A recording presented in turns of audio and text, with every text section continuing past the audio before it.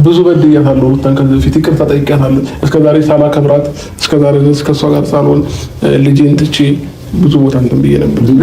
ሰላም ጤና ይስጥልኝ ውድ ዩቲዩብ ቻናሌ ቤተሰቦች እንዴት ናችሁ? ደህና ናችሁልኝ ወይ?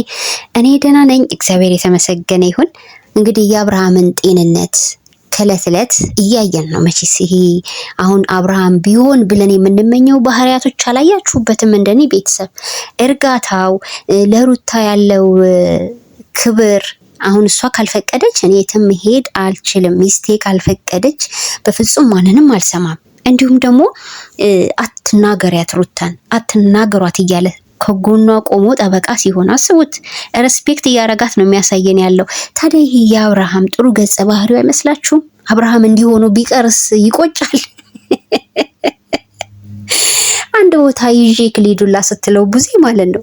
ሩታ መፍቀድ አለባት፣ ማወቅ አለባት። ምክንያቱም ሚስቴ ናት። እስከዛሬ ስበድላት ሳስቀይማት ኖር ያለው ብዙ ነገር አድርጊያታለሁ፣ ብዙ ነገር በድያታለሁ አለ። እሺ ይህም ህመም ነው በሏ፣ ይህም በሽታ ነው በሏ። በነገራችን ላይ ያው እንደዚህ ልትሉ ይገባል። ምክንያቱም አብርሃም ብዙ ጊዜ ይሄ አብርሃም ሆኖ አይተነው ስለማናቅ ነው። በቃ አዲስ ነገር አለ፣ አዲስ ነገር አለ። ይሄን አምኖ መቀበል ነው ያቃተን ሁላችንም አይደል? አብርሃምን የምናውቀው ተቆጪ፣ ቆሞ ለደቂቃ ሰው ማናገር የማይችል ሚስቱን ትቶ ሌላ ሴት ጋር የሚያብድ ለሩታ ደቂቃ ሴኮንድ ለመስጠት አቅም የሚያጥረው ልጅ ነበረ። ይሄ አብርሃም የለም። ኤኒዌይስ ይሄ አብርሃም ለሩታ የሚገባ አብርሃም አልነበረም። ስለዚህ አሁን ላይ ያለው አብርሃም ደግሞ በጣም ይመቻል፣ ይደላል። እውነቴን ነው። ማንም ሚስት ማንም ሴት ባሌ እንዲህ ቢሆን ብላ የምትመኘው አብርሃም ነው አሁን እየሆነ ያለው። እናንተ ደግሞ ማለት ነው ማወቅ ያለባችሁ የድሮ ሲጮህ ሲቆጣ በሩታ ላይ ቺት ሲያደርግባት የነበረው ዘመን ይሁን አብርሃም እንደዛ ነው መሆን አለበት የምትሉ ከሆነ እኛ እንስማማም። እኛ ይሄ አብርሃም ተመችቶናል። ግን ደግሞ እኔ አንድ የተረዳሁት ነገር ምን መሰላችሁ? ሁሉም ማለት ነው በአብርሃም ፈተና ውስጥ ገብተዋል። እንገራችሁ፣ እህትየው አልቀረች፣ ዳኒ አልቀረ፣ ጠቅላላ እዛ አካባቢ ያሉት እስከዛሬ በአብርሃም ህይወት ውስጥ ትልቅ ሚና ሲጫወቱ የነበሩ ሰዎች ሁሉ በአብርሃም ትልቅ ፈተና ውስጥ ገብተዋል። ወጣም ወረደም አብርሃም ከቀልቡ ነው። እኔ ልንገራችሁ ከቀልቡ ነው። ግን ደግሞ ይሄ ነገር መሰተር ስላለበት የሱም ህይወት ከዛ ከተጨማለቀ ማንነት ውስጥ መውጣት ስላለበት አብርሃም ራሱን ሪፍሬሽ እያደረገ ነው። አልታመመም። ልጁ ጤነኛ ነው። የሚገርመው ማለት ነው በራሱ እኮ ነው እየሄደ ያለው። እናንተ ምርኩዝ ነው፣ እነሱ ናቸው ሀሳብ እየሰጡት ያለው። የሚናገረው ነገር ሁሉ ከነሱ ነው የምትሉት። እስቲ ተመልከቱ፣ ምኑ ጋር ነው ከነሱ ሲናገር የነበረው? ሰማችሁት በደንብ አይደለ? ከመች ጀምሮ ነው ዳኒ ለኔ መልካም ይሆንከው ሁላ ሲለው ነበር አብርሽ። ተመልከቱ እንግዲህ አብርሃም የነበረውን የድሮውን ታሪክ ረስተዋል የምትሉ ሰዎች አብርሃም ይሄን ነገር እንዴት አስታውሶ ሊናገር ይችላል? አመመው ካላችሁ ማለት ነው በአንድ የመቀየሩ ሚስጥር አዲስ ነገር ሆኖብን ሊሆን ይችላል። ግን አቸኩሉ እያልኳችሁ ነው፣ አቸኩሉ። ምክንያቱም ውጤቱ መጨረሻ ላይ ታዩታላችሁ። ምንም ተአምር ቢፈጠር ሩታ ይሄን ያህል ጨካኝ ሆና አብርሃምን ባልሆነ ነገር የምታሳስር ሴት አይደለችም። አስረዋለች ያላችሁ ሰዎች በአስረዋለች ቀጥሉ። እኛ ደግሞ ሩታ ፈተዋለች እያልን ነው። ፈተዋለች እያልን እንቀጥላለን። ችግር የለም።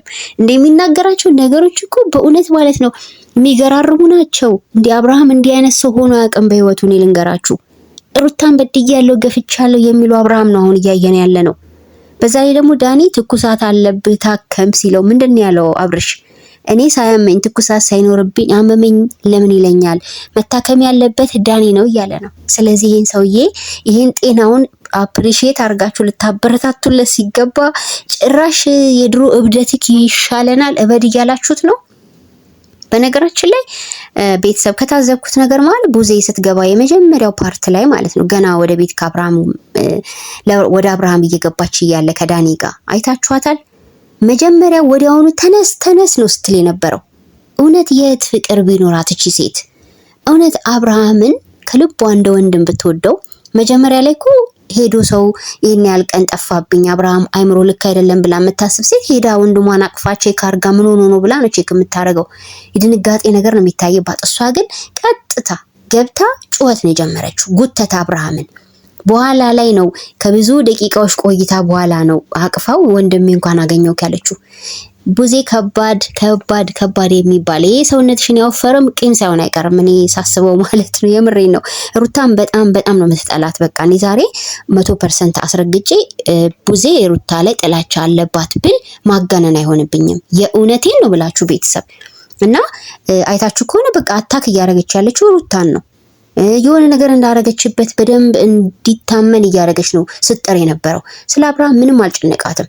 ብቻውን ወስዳ ምን ልታደርገው ነው? የት ልትወስደው ነው? ቁጭ አርጋ እኮ ሩታ እኮ እንዲያስነክታህ እንዲያደርጋህ ነው ወንድሜ፣ ወደ ድሮ ኃይለኝነት ወደ ድሮ ተቆጭነት ተመለስ ልትለው ነው አይደለ? አሁን ሰዓት ላይ እኮ ያለው ነገር ሊያስገርማቸው ላይ ይገባል።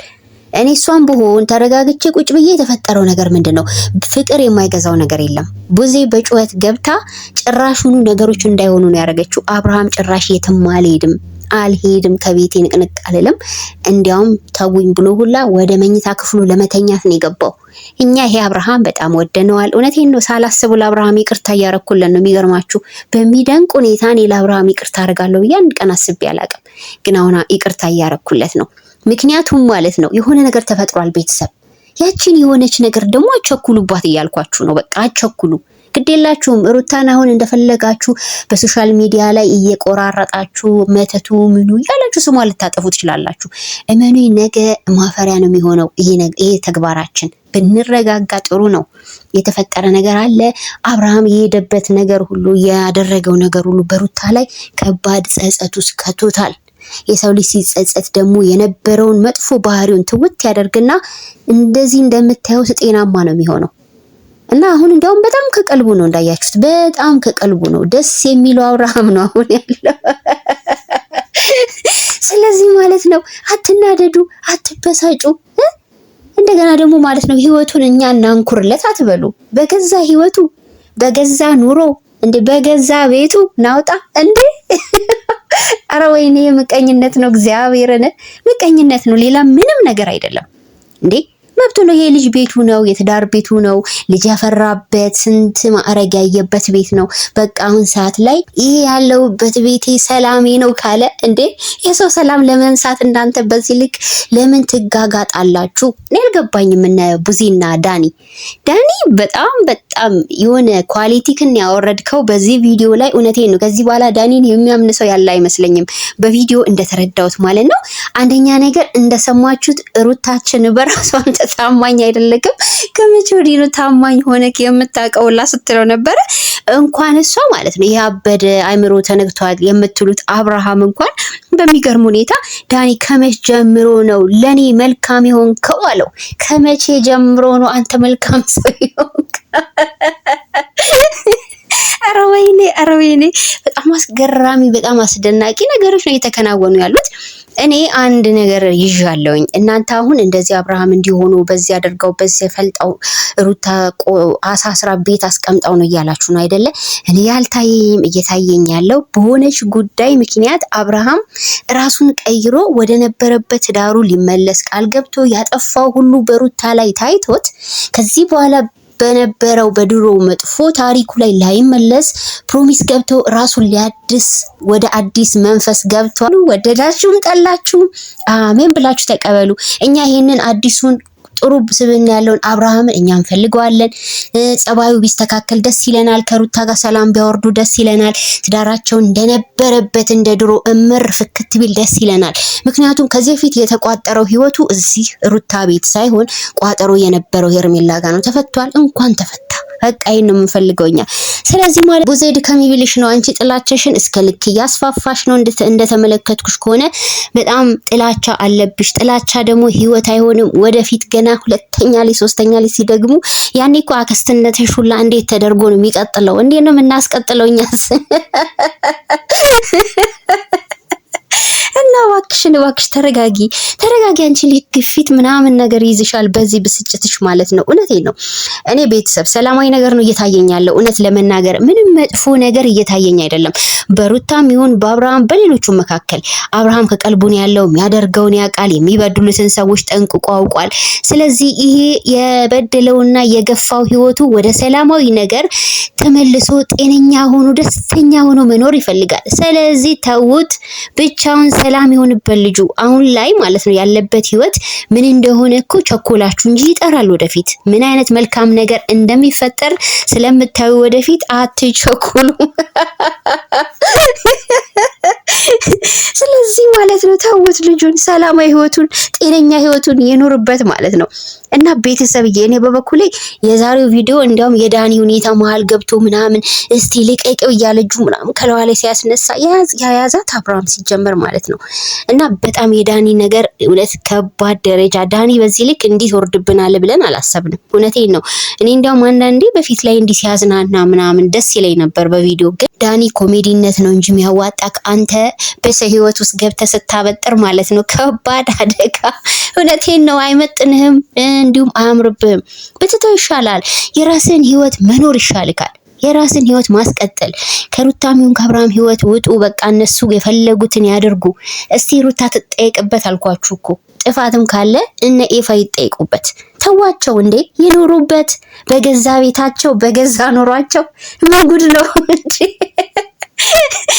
ኤኒዌይስ ቤተሰብ እናንተ እስቲ የተሰማችሁን ኮመንት ታርጉ ማለት ነው። ለማንኛውም የሆነ አዲስ ነገር ታያላችሁ ደግሞ በቅርቡ ማለት ነው። የማይቀር ነው። ምክንያቱም ማለት ነው እናንተ ያሰባችሁት ሌላ፣ እነዚህ ሰዎች እየኖሩ ያለውት ህይወት ሌላ። አልተገናኝተው ሰማይና ምድር ማለት ነው። አይገናኝም አይደለ? ልዩነት አለው። ስለዚህ ያን ነገር ደግሞ በይፋ ሲወጣ ታፍሩበታላችሁ። እውነቴን ነው። ሰው የዘራውን ነው የሚያጭደው። ሁሉም የዘራውን ያጭዳል። ያኔ ከምትጸጸቱ አሁን ገርገብ ብትሉ መልካም ነው ብዬ ነው የማስበው። ለማንኛውም ቤተሰብ እኔ ትላንቱ ቪዲዮ በጣም ላይክ አድርጌዋለሁ፣ ተመችቶኛል። ዛሬም እንደው እንደዚህ ደስ በሚል በሚያዝናና ነገር ቢመጡ ደስ ይለኛል። እንግዲህ የሄርሜላም ጉዳይ እንዳያችሁ ዝም ብሎ ነው የሚያለቃቅሱት። እዛ አዲስ የተፈጠረ ነገር የለም። እዛው ሐኪም ቤት ውስጥ ነው እሷ ያለችው።